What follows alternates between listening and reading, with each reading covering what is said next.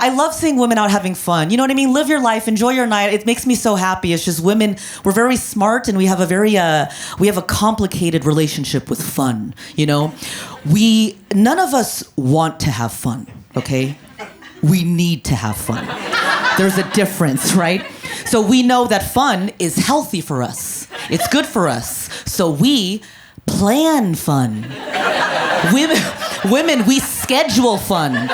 We schedule fun weeks and months in advance, really far in advance. Some of you, for real, you have a brunch scheduled for Q4, don't you? You do, and yeah, how excited, you know what I mean? And you can't wait, and this is how women show love to each other. This is something we say with enthusiasm. We text each other shit like, it's in the calendar. Ah! It's in the calendar, bitch! Ah! I can't wait, you know? You love it. You gotta plan your fun, but it's you schedule it too far away. It's too far away. So what happens is weeks pass, months pass, and then the day for fun arrives, like today. And you kind of don't want to go. And I know you all fought to come here. I know you did. You kind of don't want to go. But you know that fun is healthy for you, so you got to commit. You're smart and you're healthy. You committed to the fun, so you got to start the process of lying. You got to lie. You lie to your friends. You lie to each other all day. You all texted each other lies like, I'm excited for the show. Are you excited? Should we do dinner before or after? You're trying to like lock in supplemental plans to make sure this shit happens, you know? You got to confirm. I think there's a friend in every friend group who they start that text chain about 24 hours before the fun plans, you know? About 24 hours ahead, they go looping everyone in, like, are we on? Are we on for tomorrow? Are we on? That's the friend that needs this the most, okay? So don't bail on that friend, okay? She needs this shit, dude. That's, are we on? Because what she's really saying with that text message is, it's not are we on, it's don't bail on me, bitch. You have no idea the kind of week I had. Don't you bail on me, bitch. Are we on? I'll see you at the show. I'll pick you up. What are you wearing? What are you wearing? Show me your outfit so I know you're fucking going to the show. Okay? I don't know. It's so much lying. You gotta lie. You gotta lie to each other, and the hardest part is the lies you tell yourself. You know, because you have to hype yourself up to come out to the show. It's hard to commit to the fun. And I know a lot of you laid in bed today, and some of you had to look up my little TikTok videos today. Didn't you? It's like listening to the band the day of the concert. You know what I mean? You want to like hype yourself up for the show. You know what I mean? Because you planned this so long ago, you forgot, you know? So you looked at my little videos, you're like, how funny is this bitch? Like, how much do I like this bitch? I gotta put on pants and call an Uber for this shit. You know what I mean? It's exhausting. Because it's not your fault. You planned this so long ago that you forgot that I'm funny. You had to remind yourself if I'm funny, which I am. And after tonight, you'll never forget, okay? Never. I've taken the 23andMe test. You guys know what I'm talking about, the DNA test. You know the one? You send a little cum to the government. They put you in a database and connect you to a crime in the future. That's how it works. A wonderful program. You give them $100 and all of your bodily information in exchange for, at best, a fun fact.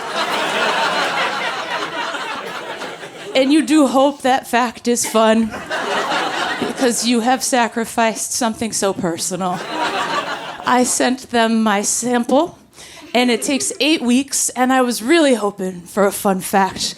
I know friends who have gotten those fun facts, and they never hesitate to tell you. You meet them at a party or whatever, and they're like, look at my pie chart. I've got little slivers from everywhere.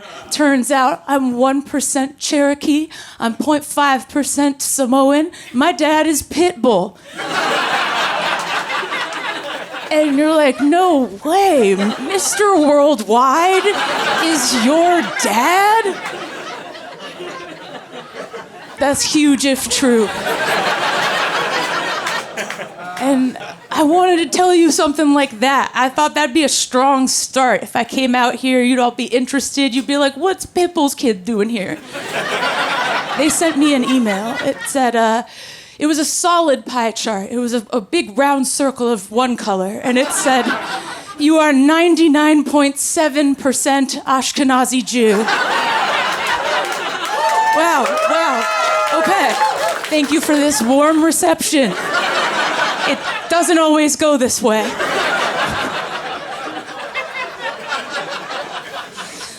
It is a lot. You're probably wondering, or I was wondering. I was like, were my parents brother and sister? Was there like a sloppy pastrami orgy in the late 80s? Was I born covered in mustard? It's so much. And I don't want to sound like a huge Jew here, but I was like, wait, I paid $100 for this? You think I didn't know? You think I didn't know I'm a Jew? 99.7% is a lot. I felt like Hitler when I opened that email. I was like, how do you make a Jew this pure? Who allowed this?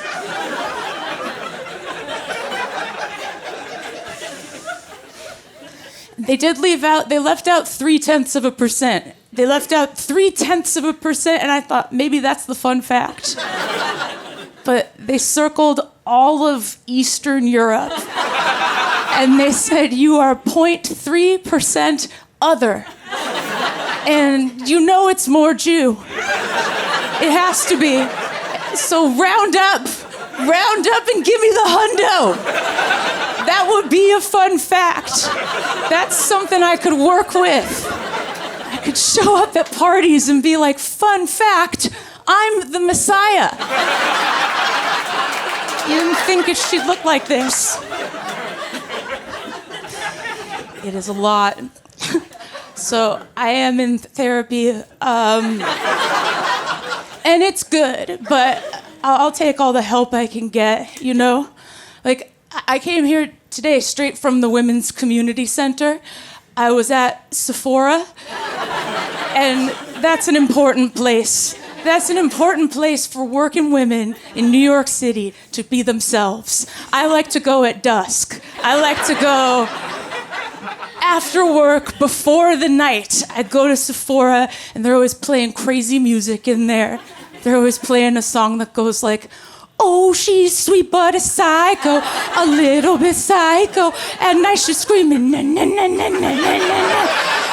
And everywhere you look, women around you just turn into werewolves. People act feral in there. I saw a lady take a full can of dry shampoo off the shelf and just go like,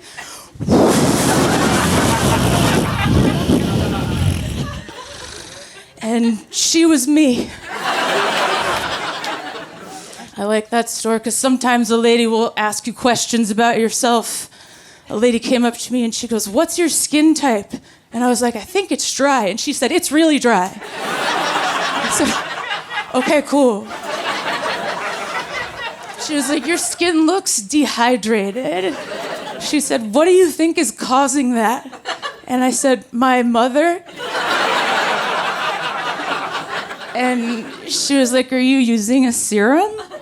She's like, you should use this serum. It's called Hailey Bieber's Shimmer Jizz for Dull Women. You should get the kind for the dull, dry, and dreadful woman. I don't know much about Hailey Bieber, but I hope she has a great summer. So I bought this stuff. I bought this little tube. I bought a few things. I bought a butt cream made by Jennifer Lopez. Earth's least relatable woman, Jennifer Lopez. Just watched her be hot my entire life. And I think a butt cream is gonna bring us closer together somehow. Jennifer Lopez butt cream is a one-way street. It's not a two-way street. You use the butt cream and you think about Jennifer Lopez, but she doesn't think about you. She doesn't even know you exist. I don't need to have anything in common with Jennifer Lopez. It's fine. I like my normal life, and I'll say that until I believe it. I have had a variety of experiences that Jennifer Lopez will never have. You ever drink an old half-empty bottle of water that's all hot from being in the car? That's never happened to Jennifer Lopez. She'll never know the pleasures of an old, crinkly hot one.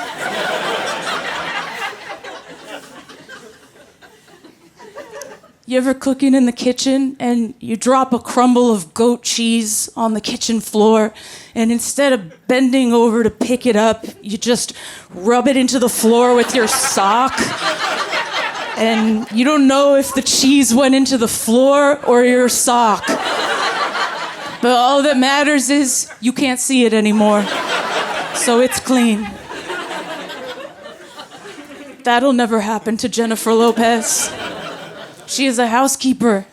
If she drops a crumble of goat cheese, a housekeeper comes out and says, "Jenny, no, I'll get it with my sock." And then she buffs it into the floor. She's like, "You rest. You work so hard." You ever do wash and fold laundry? You ever drop your laundry off at a place and you give them a big bag with all your stuff, and when you get it back, the bag is so small. And you're like, how do they do this? Is all my stuff gonna be here? And you take it home and you peel the layers and you get to the underwear, and sometimes there's someone else's panties with your panties, but they're like way nicer than your panties. And you're like, should I wear these?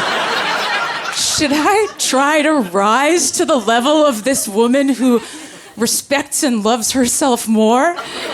Maybe I should do it. It's a Saturday. That'll never happen to Jennifer Lopez. She'll never know a stranger's lace like I currently do.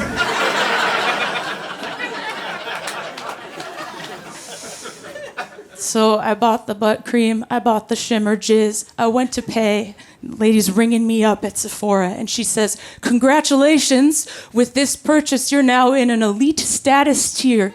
And I said, "What does that mean?"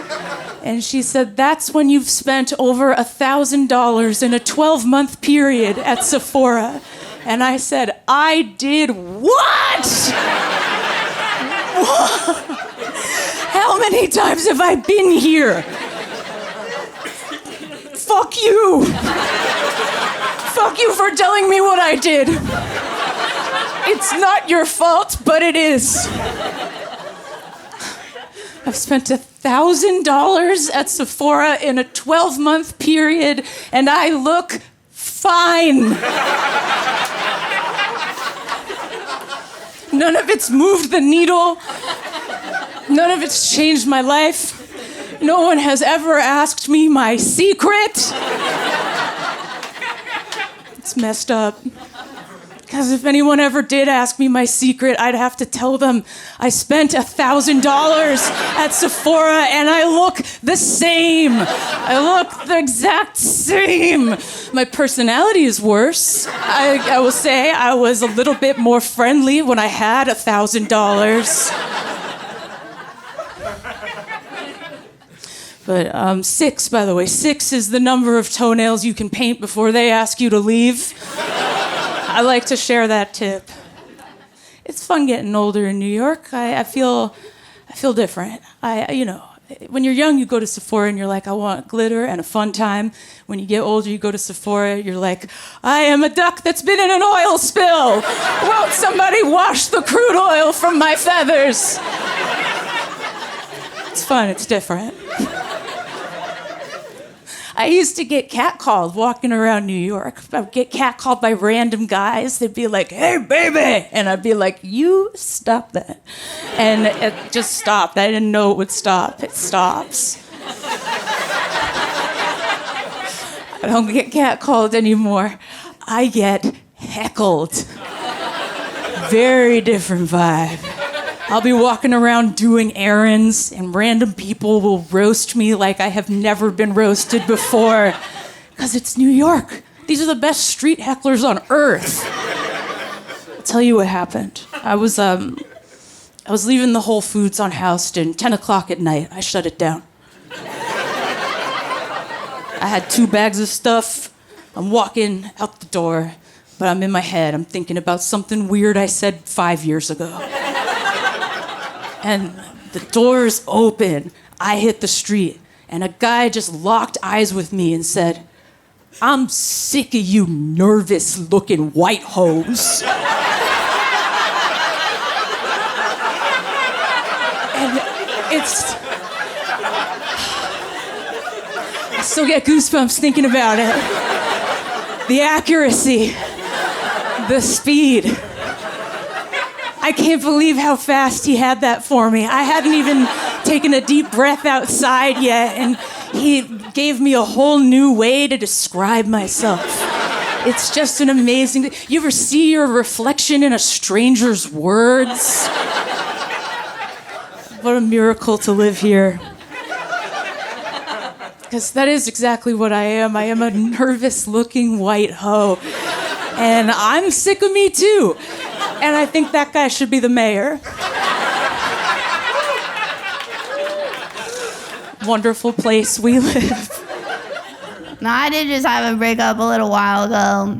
It's okay, he liked MMA.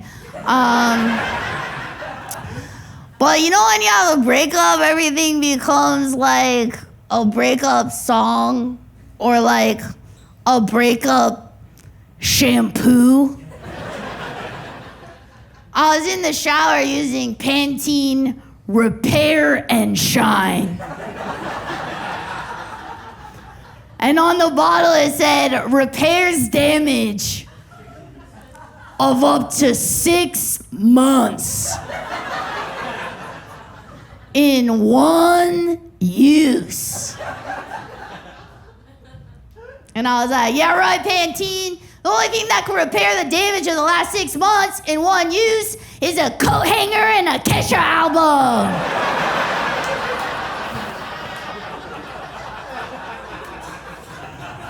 Thank you so much. Now, rude dudes are out, cozy guys are in. Rude dudes are out, cozy guys are in. 'Cause I'm a little cozy sweetie. And I need a cozy, kind man with large, rough hands who gives me back scratchies for days. Back scratchies till my back looks like it got a chemical peel. I just want to sit in the lap of this thick-thighed man and eat kettle chips till my mouth bleeds. I just want to sit in the lap of this tree-trunk-thighed man and eat chips that cause oral injury and harm. I just want to sit in the lap of this huge-bodied man while he feeds me spicy rigatoni until I see God. Until I see the ghost of my recently deceased grandma who told me to stop saying pussy on stage.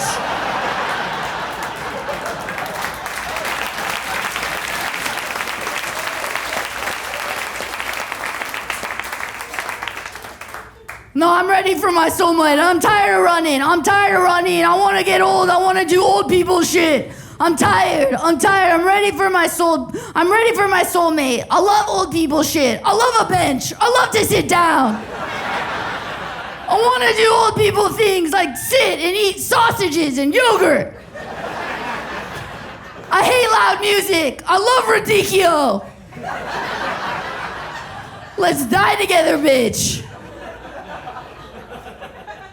No, I need a kind man. I need a man so kind he makes Mr. Rogers look like the fucking Unabomber. I need a man so kind he makes Winnie the Pooh look like Cocaine Bear. I need a man so kind he makes Cliff Huxtable look like Bill Cosby.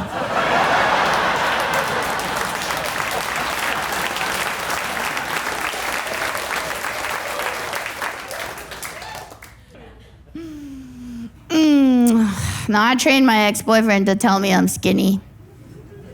I used a gun. It was so easy to get a gun. No, I can never be stick thin because I'm a little hungry boy. I'm a little hungry boy. I want to eat. I want to eat like an underweight high school football player. I want to eat like the Lost Boys in Hook when Pan comes back. I hate when people say, eat to live, don't live to eat.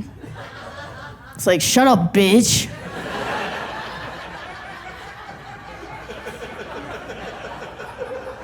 French fries are incredible. They're like a drug that won't make you lose your mortgage and 2 kids. Shoestring fries are bullshit, though. I hate a shoestring. You guys? Yeah, I hate them. I hate them. Oh, you want to demean me? You want to degrade me? You want to humiliate me into putting a whole handful of fries into my mouth just to get the equivalent of 1 regular fry? Please. Please. I just don't think I can relate to you unless you like to unwind by blasting a rotisserie chicken over a trash can. That's sort of how I like to take a load off. I like to hunch over in private and do my little chicken shoveling raccoon private soothing in private. But I sort of just live in fear of somebody rolling up on me while I'm doing my private soothing.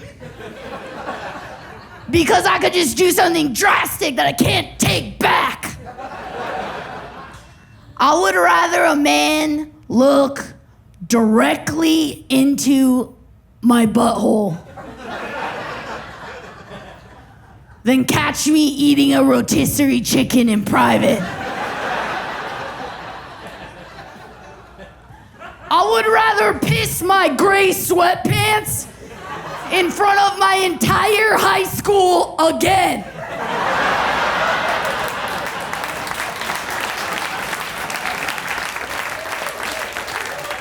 Than have a man catch me eating a rotis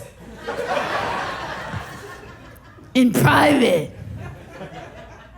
Other than that, I'm not much of a risk taker. I don't gamble. I would never bungee jump or get married. If I had to choose any of those risks, I'm probably gonna bungee.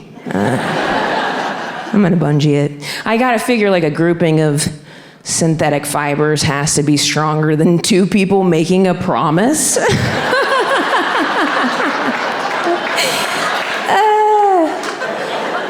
Plus, it's, easier to bounce back from.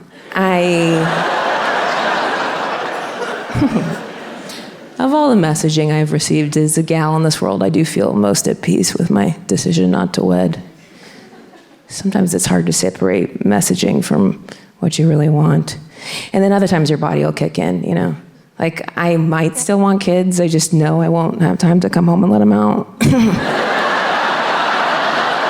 It's something you gotta consider before you get into the kid biz. Me and my boyfriend were actually trying, but I'm on birth control. It makes it difficult to conceive. Over the years, I have experimented recreationally with all different forms of birth control. And the first one I got into was the IUD. I had that for like 8 years, and I got so much done.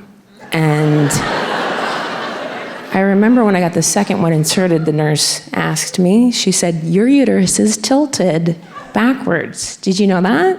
And I remember thinking, don't know how I could. But what you're telling me is even my uterus is like,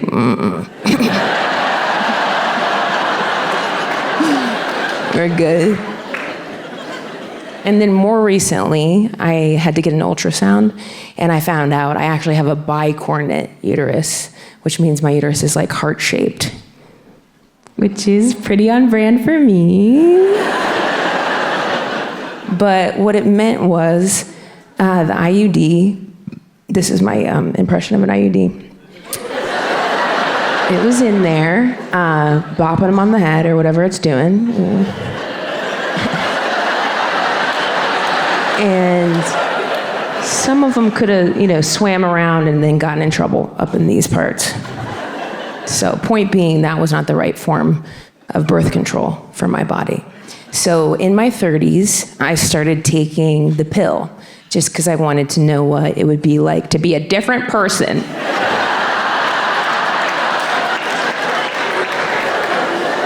And we found out. They started me on Yaz. Has anybody here tried or tasted Yaz? You have? Are you still on it, or? No, you got Yazzed. I would describe it as psychological warfare. They really don't want us to be in charge. Like, if you're not gonna have kids to keep you at home, this will, you crazy bitch.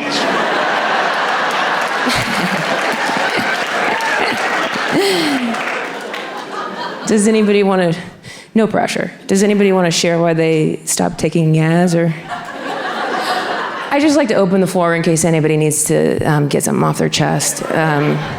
Or, if you're with somebody who took it for you, want them to know what you went through. Depression, rock on. Add it to the fun list. Anybody, again, no pressure. This is for you. I've done all my research. I'll go. I feel like being on that birth control. Oh, and she's a little late, that one.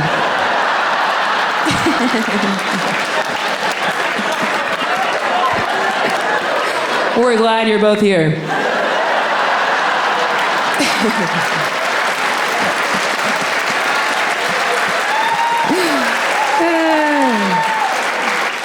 No, but I do feel like being on that birth control is the closest my boyfriend will get to a threesome. Just like me and me!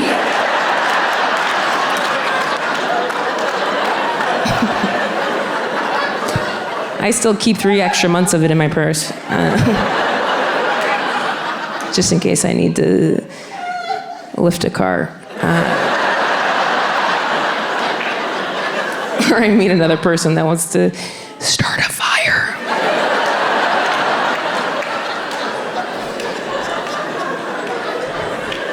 I will say we did have some fun with that birth control, because we would do some birth control bits, my boyfriend and I, like stuff. Because I would take it before bed.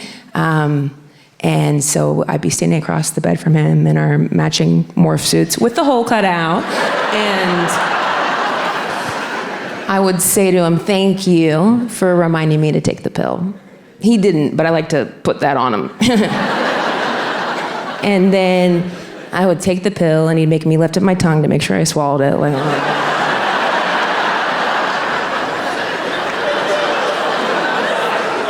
and then we would do tasting notes with the birth control, because he considers himself a bit of a sommelier. So he'd say, what are some of the flavor profile you're getting from that? What are some of that? And I'd say, I'm getting like salty tears and jealousy. And then he'd feel bad and give me a kiss. And I'd be like, it's so powerful. Any residual flavor profile for you? And he was like, total peace and freedom.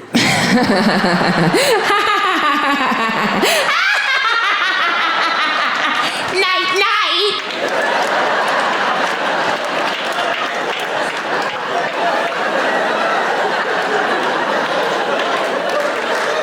So after that, they did switch me to a different doctor.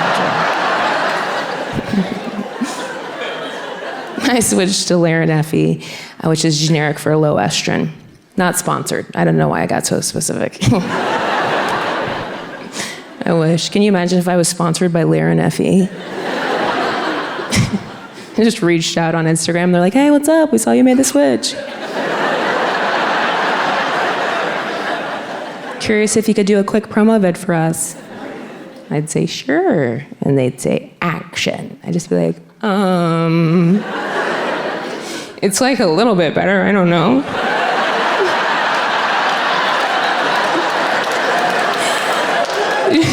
Should I read the side effects? Or they're like, please don't do that. I'd be like, that's weird, because I actually always have the side effects printed out with me at all times.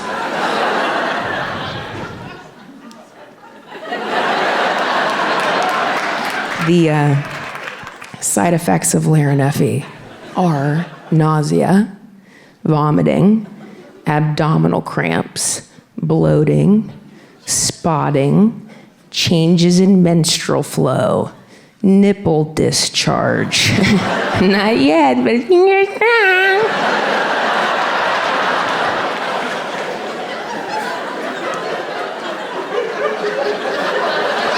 Breast tenderness, breast enlargement, changes in weight, rash, depression, sleep problems, weakness, tired feeling, mood changes, yeast infection. I guess we're starting to see why nobody wanted to yell anything out. Somebody's here on a first date and they're like, yeast infection! Today, tomorrow, and every day,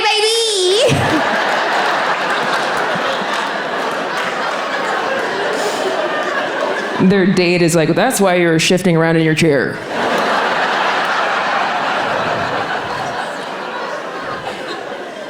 I actually do have a yeast infection joke that I could never really find a home for, but this does feel like a good spot for it. And I did hear a chant from the back that was like, tell it, tell it, tell it. Thank you. So the yeast infection joke goes like this.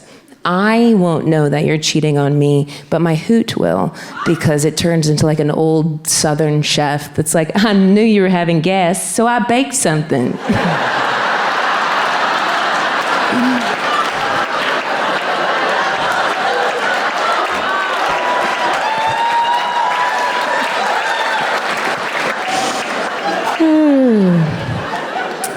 Swelling. Freckles or dark patches of skin on the face. The or is troubling. One of those is way worse. Can you imagine starting at the same time as your friend? You guys get together for lunch. You're like, what'd you got? Freckles or dark patches? Oh man, I got dark patches.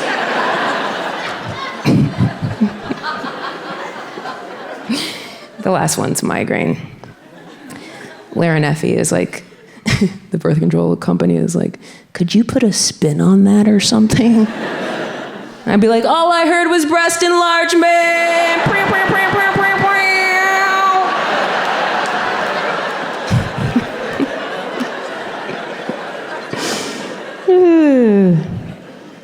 I didn't have boobs for the longest time, aforementioned. I was a gymnast, so I had pecs for ages. I was ripped as a child. And when you don't have boobs as a kid, you really want them because we're taught that there are worth. And I do remember like wearing a padded swimsuit at the pool. Trouble with that is when you get out of the pool, there's like just two waterfalls dripping underneath. The good thing was I was strong enough that I was able to like pull myself out of the pool and at the same time squeegee my tits out. And then head to the snack bar, get a frozen Snickers, whatever you want to break a tooth on. But by the time junior high came, I couldn't just show up empty-chested. How was I going to get a dude back to my mom's unfurnished basement? So I had to act fast. I went up to my mom's room. I stole her water bra, which Victoria's Secret stole from a hose in water balloons. And then just charged us $50, and we were like, honestly, we'll do anything. So I strapped on the water bra, I marched to junior high, and it worked. I snagged a teen. I was also a teen at the time, just to be clear. I got him back to my mom's unfurnished basement, popped in the Billy Elliot VHS, which was my fuck tape. I still don't know how that movie ends. And the water bra made me inadvertently celibate because I wanted to be touched, but I couldn't let him touch or put any sort of like weight upon it because it made like a strange like sound that I could not explain. And I also couldn't do like a sneaky release underneath my shirt and chuck it far away because it was like the weight of an X-ray vest. It was like, thunk. And after that, I would have had no choice but to be like, ta-da! I made my boobs disappear. And now for my assistant, my mom taking the towels out of the dryer.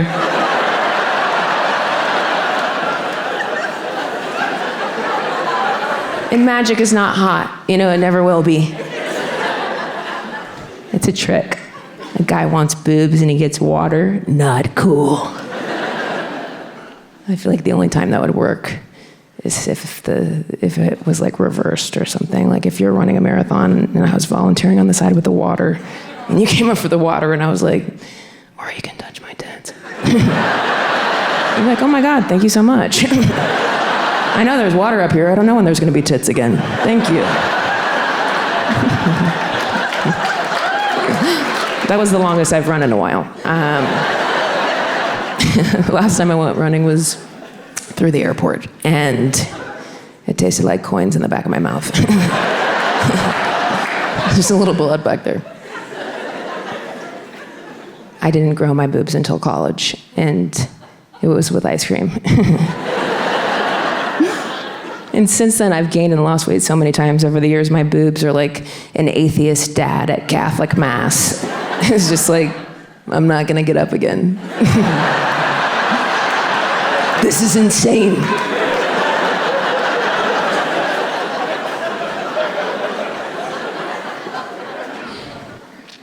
Okay. Huge news. Okay, it's not that big of news. No, huge news.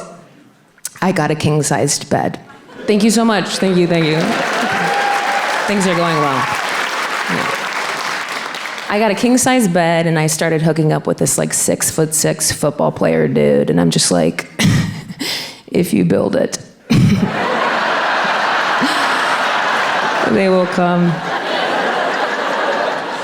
At the time, I was hooking up with a smaller gentleman, and I don't know if you've ever done the back and forth between sizes of people, but it can feel drastic.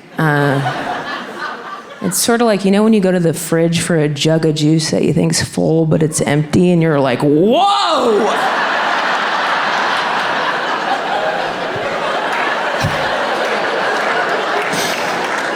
That's the only way I can describe that. I was pregnant once, but I caught it early. And I went over to Planned Parenthood and got some MIFA and miso and what I call jump-started a late period. And then I went and did a table read and a taping for Comedy Central, so we really can have it all. And, you know, if you're feeling like you don't align with this story or my beliefs, don't worry, there is somebody in the story that shares yours. It's a leprechaun in Orlando.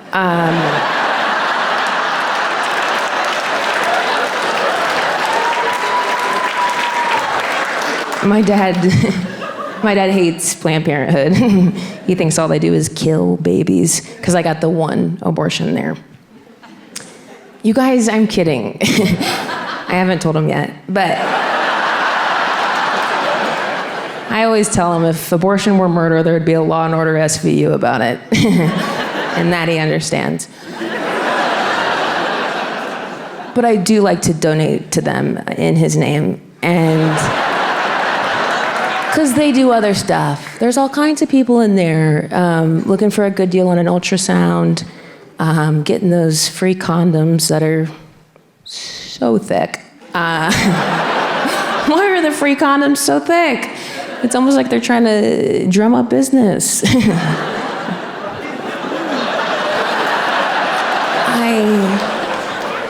There's people in there getting their penises checked and also their balls. I don't want to alienate anybody here with balls. I never do. I love balls.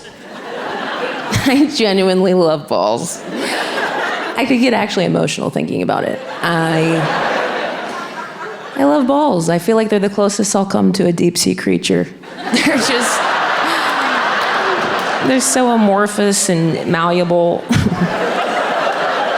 And then sometimes they shell up, you know.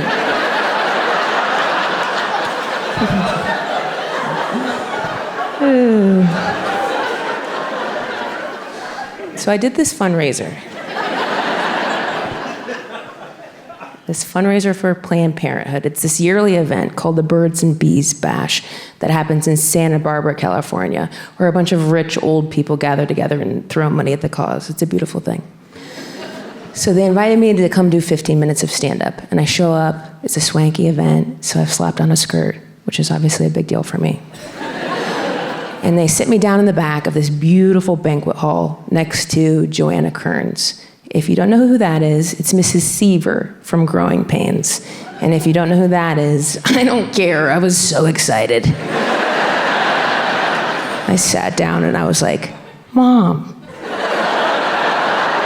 So she explains she's going to give the keynote speech, and then she'll bring me up to do stand-up. I was like, great. So Joanna's up there talking about Planned Parenthood, how they helped her and her family with breast exams. And a woman at the back of the room, at the table next to us, starts to have a heart attack. And Joanna just keeps talking because she doesn't know what's going on in the back of the room. Just like I can't know what's going on in every room I'm in. People could be up in the balcony making sweet love and we would have no clue. Especially if it was like super slow, like I like. So Joanna's up here talking. This woman's having a heart attack. I'm watching her have a heart attack, and I'm also thinking, like, what jokes am I gonna tell, you know? And then an ambulance comes very quickly, almost as if they knew there was a gathering of olds and they just parked on the corner. So they rush in. They put this woman on a stretcher because it was a heart attack. It was like a low-key heart attack. She fell out of her chair and her husband was worried. But as they were wheeling her out on the stretcher past our table towards the door, she looked at us and she said, I'm so sorry. I'm fine. I am so sorry. Which like might be the epitome of being a woman. Just like, I'm sorry I interrupted with a heart attack. I'm happy to die if that helps. I really will. I'll go die. So just as they have her outside the door, this is when Joanna leans into the mic and she said, who's ready for some stand-up comedy? And I was like, oh no. So I get up and I'm like weaving my way through the tables in my dumb skirt. And the woman who's planned the event is panicked. And she rushes, she intercepts me, she puts her hand on my shoulder and she's like, I don't know. Maybe you should do less time, like 5 minutes or something. I was like, bitch, I'm doing 15. So I got up there, and I felt like I really needed to address the situation because I hadn't learned this lesson yet.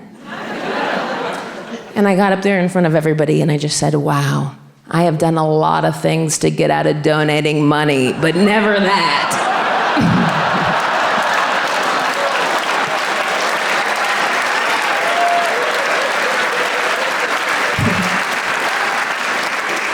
There were less laughs. Some of you, if you've never seen me before, you probably are like trying to place me right now. And I am one of 2 members of the 1999 Good Shepherd Lutheran Handbell Choir, if that's what you, yeah, it's not a big deal. But my sister and I, we signed up for the Handbell Choir. We were the only people to sign up for the Handbell Choir. The only people. We were sweating our asses off. Okay? We were exhausted. Carol of the Bells was not good. Okay? And if you don't know what handbell choir is, first of all, congratulations, you're not a loser. You wear a formal robe, okay? And then they give you these white gloves, protective gloves that you have to put on. And then you hold 2 handbells just like this. And this is the most important part. You hold 2 handbells like this, and you just stay a virgin for the rest of your life. Congratulations. Ding dong, you're a loser. Our church was a dump. It was, anyone else go to church? It was a dump. Total, like, I feel like Lutheran churches especially, they're just dumps. I don't know. I don't think God is signing off on all these church franchises. Like, sometimes I'm like, that's an old Ford dealership for sure. Our church was just an old IHOP. It had the blue roof and everything. They just put E at the end of it. And yeah, my dad, he never went to church with us because he is a Jehovah's Witness and also was in prison for most of my life. But also, he was a Jehovah's Witness. My grandma, very devout Catholic, very devout, and she's very nice. She's one of the good ones. She's so nice. She said to me, she's like, you know, the gays, they can come back now. The gays can come back to the Catholic Church. And I was like, that's not why I left. Like, I wasn't like, I'm gay and I'm getting out of here. I was like, this is boring, I'm leaving. This book sucks. It's boring. None of these people can sing. I just don't like I don't want to shit on anyone's faith, especially in this cemetery. Really, whatever you need to do to get you through this life, fine. I just don't like the religious people that put it into law and then they use their religion as a reason for that. Like what's going on in Alabama right now, that's crazy because they're basically saying a frozen embryo should be considered a person. And as somebody who's gone through the fertility process, I know that's crazy because I have seen my best friend's sperm, who is our sperm donor, I have seen it in a pipette, you know? I know that that's not a person. I know that that's just an orgasm he had in room 11, okay? Watching straight porn. Because they didn't have any gay porn. I just don't know where they're going with this. I feel like they're just one step away from taking a sock full of jizz and placing it in a stroller and just wheeling it down the street. Oh, have you met my son, Jack? Short for Jackie-Lay?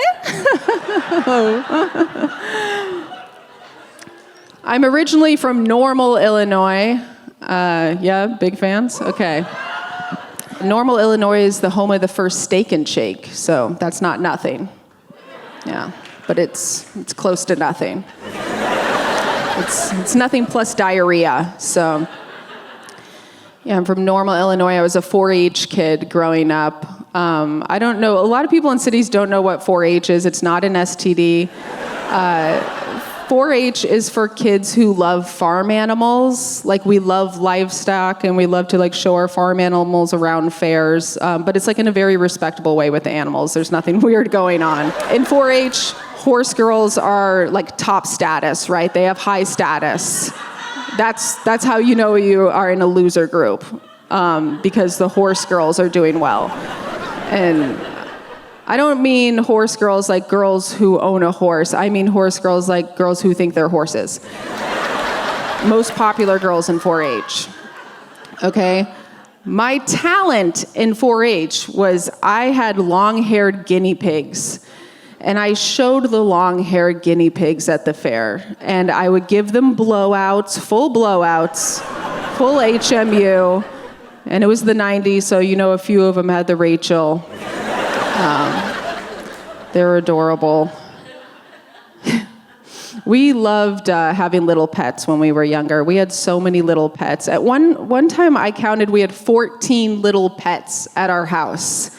We had poor people love little pets. Like, we'll have so many little pets and no electricity. It doesn't make any sense.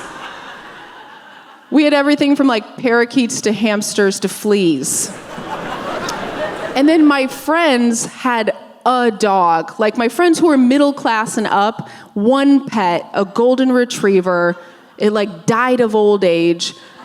My pets died the most horrific deaths. Most horrific. And you know something would happen because you would just hear my mom from 2 doors down yell, "Oh, shit! The parakeet just flew into the ceiling fan! Jesus H. Christ! The hamster just got out through the pipes." Mr. Marbles did, but he survived, so no need to shed a tear for him. He pulled a Shawshank Redemption. So when I got older, I'm like, you know what, I'm just gonna have regular pets. So now I have a dog, and it's a Chihuahua Terrier. So it's like the size of 2 guinea pigs taped together. And we adopted him from the mean streets of Santa Monica, California. Yes, very tough streets out there. I just couldn't stand to see another pet watch a Creation Organic open. I couldn't let it happen. So we adopted this dog, and when we got him, they said he's a year old. And then we bring him home, we bring him to our vet. The vet says this dog is a minimum 10 years old.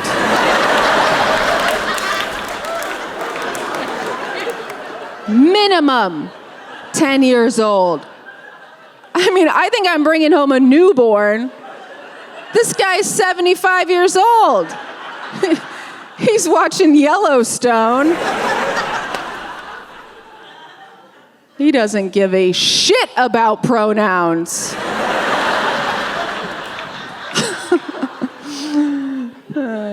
When we got him, we wanted to change his name because his name was Sam, and my wife's name is also Sam. But then we find out he's like 100 years old. Like, you can't change his name. You can't go up to somebody on their deathbed and be like, "Hey, Papa, your name's Travis now, okay?" Yeah.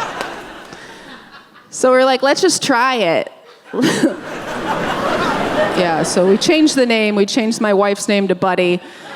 She's happy now. No, she chose it. She chose it. I have a wife. And she has one too.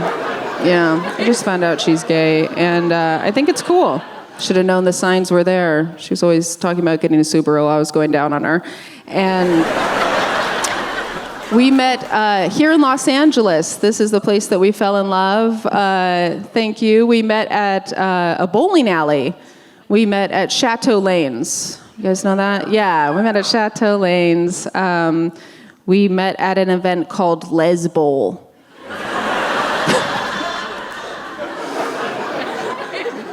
I'm very embarrassed to tell you that.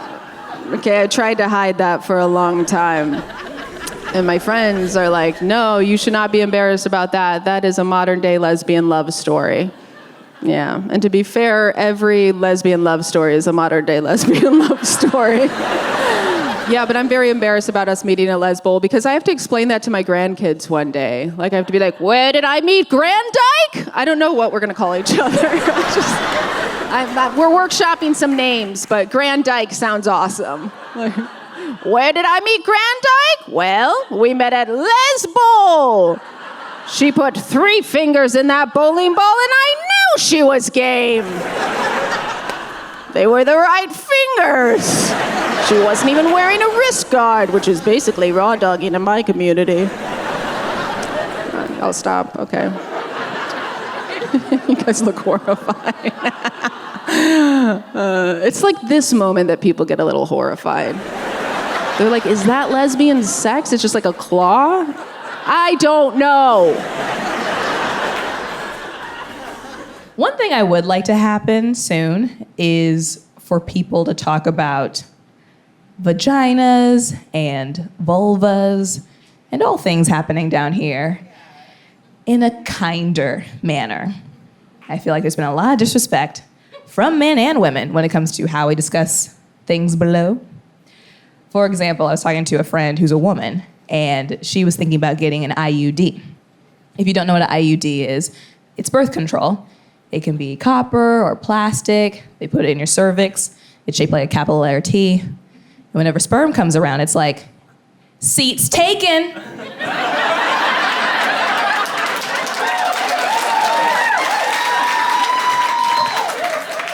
And then you don't get pregnant.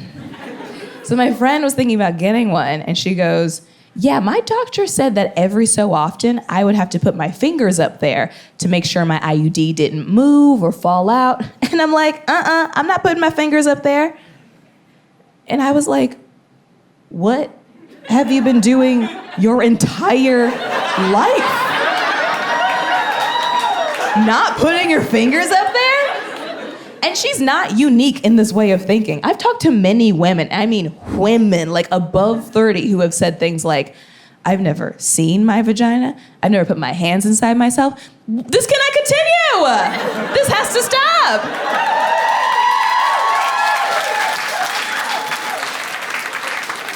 Even when it comes to period stuff, I use a menstrual cup and have for the last 10 years.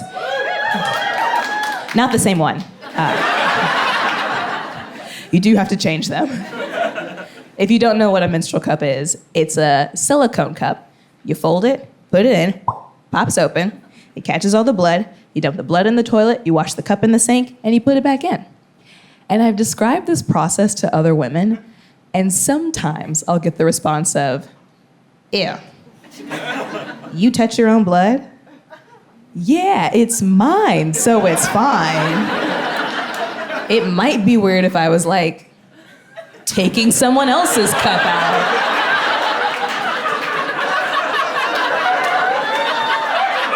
Or like shampooing with it. Or mixing it in a drink. It's the real Bloody Mary. But it's going in the toilet, it's fine. Also, if you've ever owned a dog or a baby or an old person, you've touched way worse. Also, I want to let you know that I'm currently wearing a cup right now.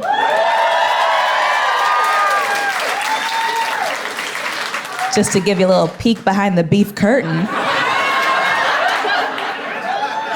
Isn't that fun? You just never know. You never know. You could be talking to somebody, looking them in the eye, and they could be holding. I'm like a molten lava cake right now. She's got a little surprise. But I like talking about this stuff because it doesn't have to be secretive or taboo or icky. It's so natural and normal.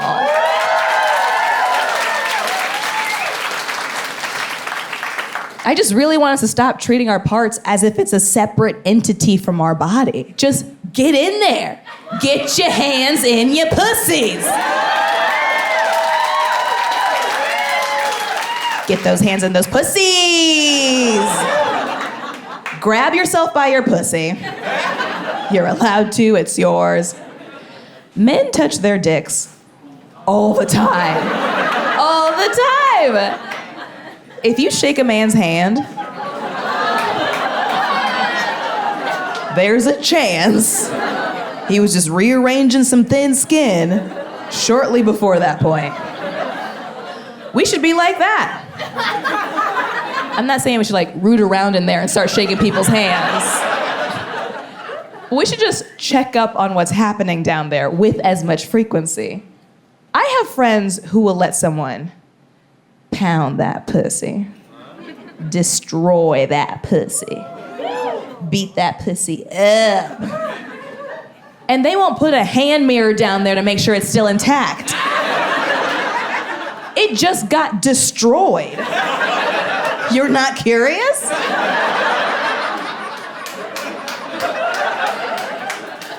Also, if you're in the crowd and you're like, oh my God, she's talking about me, I hate this, I'm not judging you. I don't judge anyone for this mentality because we're raised this way. We're raised in a culture that demonizes women for even having bodies and makes us feel like our parts are only important in relation to how they make other people feel.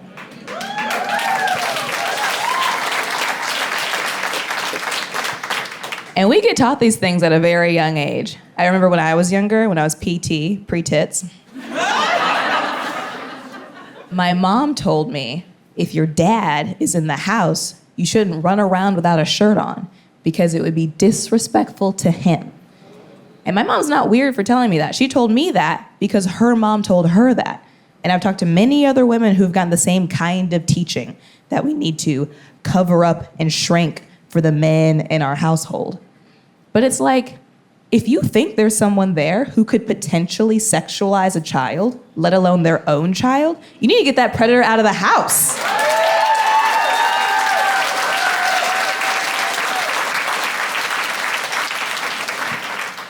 And to make you feel better, my dad didn't show any signs of sexualizing me or finding me sexy, no matter how hard I tried. I was flirting my little ass off. Got no bites. I also feel like we need to tell little girls it's okay to touch yourself and explore your body. So we're not doing weird stuff later. When I was younger, I was raised very Christian, and I thought I was gonna go to hell if I touched myself down here. But I wanted to try because I heard stories. And I was like, well, maybe if I don't do it, maybe if like an inanimate third party does it, it'll be fine. So the first time I masturbated was with the handle of a lint roller. It didn't feel great. It was lint-free after. And I had a friend, she washed it first. She used the filter of a fish tank because it vibrated and she at least knew it was supposed to do that. We need to tell little girls it's okay to put your hands down there so we're not doing scavenger hunts in our house, trying to find things that fit. Anyone else want to share a household product they put inside of themselves? I'm genuinely asking. Shout it out. A hairbrush? Yes, I love a multi-purpose tool. It's not only for your locks, you can pretend it's a cock. Electric toothbrush, classic. Classic. You gotta fill those cavities. I love it. Was it? Spirograph pen. A spirograph pen? Now, what is a spirograph? It vibrates? Oh, good. Not one of those normal ass pins. She's like, I'm not fucking around with Bic. No. This thing has to work. I love it. Anyone else? Cucumber. A cucumber! Yes! Toss that salad, bitch! Yes! Did it come out a pickle? Guess there was a little acidity in there. Anyone else? The end of a couch. Oh, the end of a couch! I like that. I like that it's specifically the end of a couch.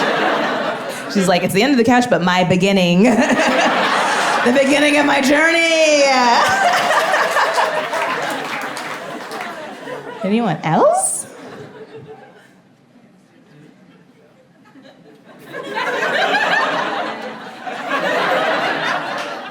Okay.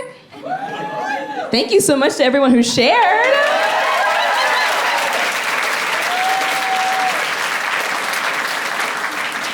And for those who didn't, I know. I know. I love asking people about this stuff because it's so natural and normal and we don't talk about it that much. I feel like there's all this stuff in the media that encourages straight boys' sexual exploration. There's a whole movie franchise based on a boy fucking a pie. I counted. There are 8 American Pie movies. 8! I want like a Spirograph pin short film or something.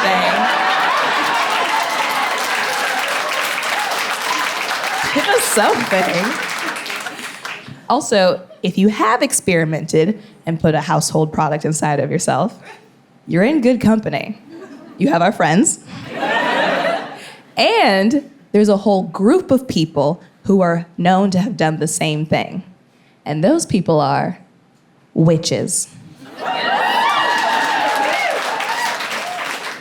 Allegedly, the imagery that we see of a woman riding a broomstick comes from women being caught putting the hallucinogenic drug DMT on the end of a broom and masturbating with it. So they were flying high on a broom.